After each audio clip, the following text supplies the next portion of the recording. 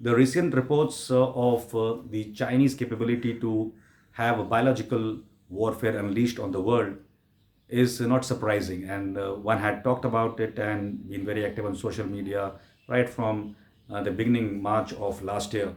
And this biological weapon has been very effectively used to maim the economies and cripple economies of world as a targeted endeavor. You will find that a lot of states and African states where other places where China has got business and it is more dominant, is been able to do business, those are less affected.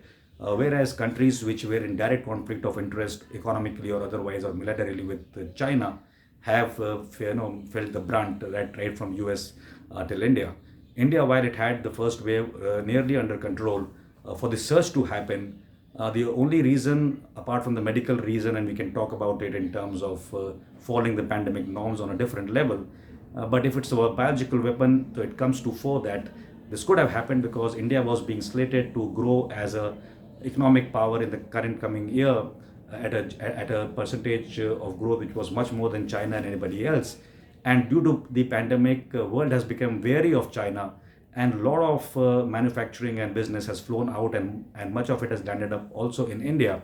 So India became a threat. So while China tried to cajole India for the last 8 9 months, the Indian government and people stood against China, and I'm quite sure that would have been the reason to inflict a second wave of a mutant virus in that category. It will be pertinent to map the flow of air traffic and sea traffic from China from the period of June 2019. And if we actually map that till today, there is much which has happened in the world. It would come to know that what were the extra regions targeted by China. And it's not difficult in today's age. In today's age, friends of China can fly planes over the Indian airspace. Chinese planes have flown over the last few months. If something of an aerosol is distributed, and CDC says today that the contact of this virus is not through surface communication, maybe through air.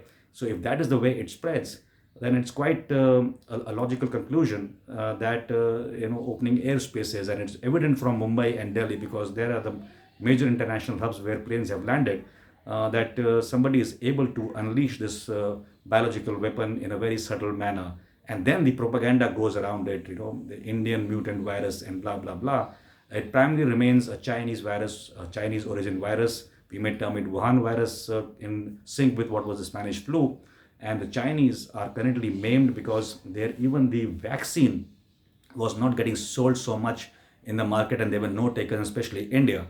And maybe this second wave has come as a mutant variation into India, unleashed by China again. So there are no laughs and jokes about it. It's a reality. It is very much feasible, and it must have been since the beginning of this COVID pandemic era.